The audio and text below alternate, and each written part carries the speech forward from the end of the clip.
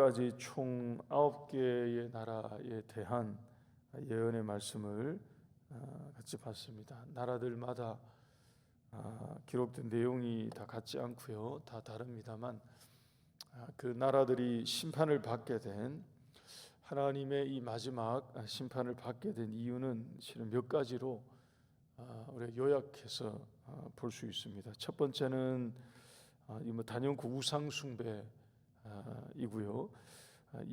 쭉 열거됐던 나라들이 만국의 왕이 되시는 하나님 외에 다른 신을 섬긴 죄, 그들 누구도 피해갈 수 없는 그런 심판의 이유였습니다. 두 번째로 나왔던 것이 그들의 교만이었습니다. 어느 나라는 우리는 요새에 있어서 괜찮고 이런 식으로 다 교만했던 거죠. 우리는 땅이 좋아서 좋고, 누구는 풍족함으로 교만해졌고, 이런 이제 교만이 그들 가운데 있어서 종국의 하나님이 그들의 교만을 꺾으신다 하는 말씀을 주셨습니다. 또 하나 우리가 찾아볼 수 있다면 그들 가운데에 대체적으로 공통적으로 나타났던 죄목이 뭐냐 하면, 하나님이 택하여서 세우신 하나님의 백성인 이스라엘을 그들이 대적했던 것, 어떨 때는 이제 괴롭히기도 하고, 어떨 때는 어려움에 처하도록, 공경에 처하도록 방치하기도 하고, 이런 이제 하나님의 백성들을 대적했던 이런 것이 하나님에게는 그들의 죄목이 되어서 하나님 그들을 보응하신다라고 이제 말씀하셨습니다. 오늘 이 본문부터 50장부터 이제 예레미야서 마지막까지 나오는 이 내용은 10번째 나라인 바벨론에 대한 하나님의 말씀입니다. 예레미야서에서 등장하는 나라들 중에서는 이 단연코 이 주인공과 같은 그런 나라입니다. 마지막에 주인공이 나오는 것처럼 이 바벨론이 등장했다, 이렇게 봐도 괜찮을 겁니다. 우리 두 가지를 생각해 보겠습니다. 먼저 한 가지는 앞에서 나온 9개 나라를 다 멸망시킨 나라가 어디냐 하면 이 바벨론입니다. 애굽에서부터 시작해서 엘람에 이르기까지 북쪽으로부터 내려온 누가, 또는 사방에서 바람이 불어서 치시겠다고 하셨는데 그 전부 바벨론 군대를 가리킨 그러한 것입니다. 바꿔 말하면 바벨론이 하나님의 손에 들려있던 이 막대기, 심판의 도구가 되었었다 하는 이런 것입니다. 하나님께서 붙들고 사용하신 심판의 도구로 하나님이 바벨론을 사용하신 그런 것입니다. 어제 아침에 우리 들었던 말씀 중에서 이 나만에 관한 얘기가 있었죠. 열왕기 하 말씀에 기록되어 있기를 나아만은 아람 군대의 장관이었습니다. 아람 군대의 장관이었는데 하나님이 그에게 아람을 구원할 수 있는 그런 은혜를 실은 그에게 주셨던 거죠. 그래서 그가 아람 나라의 큰 용사가 되어서 군대 장관이 될 수 있었다라고 기록을 했습니다. 그러니까 하나님이 모든 나라의 왕이신데, 그러니까 어느 나라든 하나님께서 그렇게 붙들고 다스리시기도 하시고 사용하시는, 그러니까 하나님이 통치하시는 그런 나라이죠. 그러니까 그가 믿는 나라이든 믿지 않는 나라이든 얼마든지 하나님은 그렇게 도구로 사용하시기도 하시고 또 다스리시기도 하시는데, 문제는 뭐냐 하면 그들이 살아계신 하나님을 알지 못하니까 자기들의 힘인 줄 알고 자꾸 교만해지는 것입니다. 그러니까 나아만도 실은 그런 실수를 크게 할 뻔했던 그런 거죠. 하나님의 은혜로 아람을 구원하고 그 나라의 군대 장관이 되었는데 자기의 권세로 거기에 오른 줄 그렇게 알았는지 하나님 말씀 무시하고 오만한 마음으로 돌아가려고 하다가 실은 큰일 날 뻔했던 그런 장면이었습니다. 바벨론이 하나님의 도구로 쓰임을 받았습니다. 예레미야서에서 우리가 계속 쭉 봤죠. 이스라엘 사람들은 예레미야에게 계속 질문 같은 것을 했습니다. 왜 바벨론인가 하는 그런 의문이었죠. 하나님께서 바벨론의 포로가 되게 하신다고 하니까 이제 믿을 수 없고 받을 수 없는. 하나님은 바벨론을 그렇게 사용하시겠다고 예레미야를 통해서 말씀하신 거예요. 어떤 사람들은 안 간다고 하고요. 우리는 바벨론 말고 애굽으로 가겠다고도 하고요. 아마 포로가 바벨론에게는 될 수 없다고 하고요. 사람들은 이해할 수 없지만 하나님은 바벨론을 도구로 계속 사용하신다고 하셨습니다. 일정 기간 바벨론 포로로 가 있으면 하나님이 그 기간 이후에 다시 돌아오도록 하시고 이렇게 쭉 말씀을 하셔도 이들은 이것을 받아들일 수가 없었습니다. 오늘 이 말씀 보니까 유다만 그런 게 아니고요. 여기에 나왔던 9개 나라가 실은 전부 다 누구에게 무너졌느냐? 바벨론에게 다 무너졌습니다. 하나님께서 바벨론을 도구로 사용하셔서 이들을 쭉 다 심판하신 그런 거죠. 근데 문제는 이 바벨론입니다.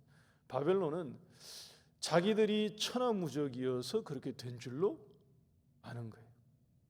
자기들이 힘이 굉장해서 모든 나라들을 다 이길 수 있는 그런 대단한 권세를 자기들이 가졌고 자기들의 힘이 그렇고 자기들의 능력으로 그 자리에 그렇게 있는 줄로 착각을 한 거죠.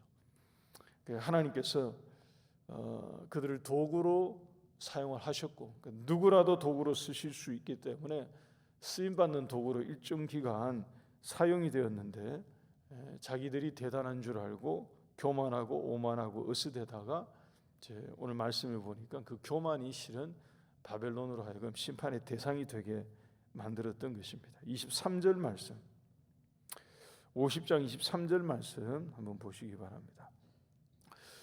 온 세계의 망치가 어찌 그리 꺾여 부서졌는고 바벨론이 어찌 그리 나라들 가운데에 황무지가 되었는고.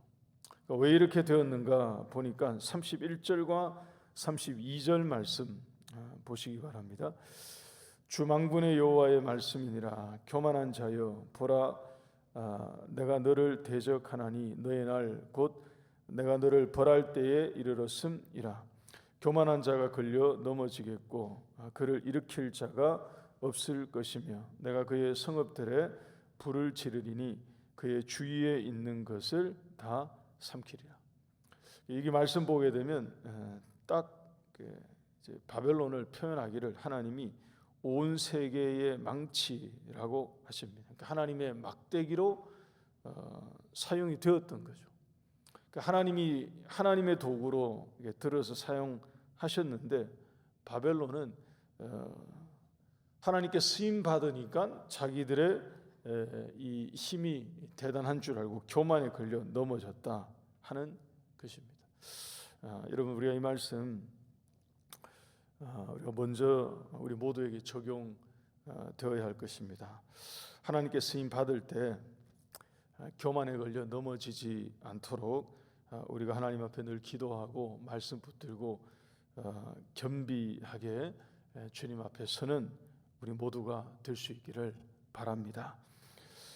한 가지 더 말씀드립니다. 하나님이 바벨론을 심판하시는 가장 큰 그리고 근본적인 중심적인 이유 또 한 가지는 자기 백성을 구원하시기 위한 하나님의 계획입니다. 4절과 5절 말씀을 보십시오. 4절 말씀과 5절 말씀 보시면 여호와의 말씀이니라. 그날 그때에 이스라엘 자손이 돌아오며 유다 자손도 함께 돌아오되 그들이 울면서 그 길을 가며 그의 하나님 여호와께 구할 것이며 5절 말씀에 그들이 그 얼굴을 시온으로 향하여 그 길을 물으며 말하기를 너희는 오라 잊을 수 없는 영원한 언약으로 여호와와 연합하라 하리라. 구원과 회복입니다. 하나님의 구원은 반드시 심판의 완성으로 그 구원이 완성된다 하는 것을 보여주시는 거예요. 구원이 되기 위해서는 먼저 하나님의 심판이 온전히 이루어질 때에 구원이 완결되는 것입니다. 바벨론은 성경에서 상징적인 나라이죠. 세상의 나라, 그 다음에 죄의 도성, 이런 것을 상징하는 그런 나라입니다. 요한계시록에서는 음녀의 제국으로 나오죠.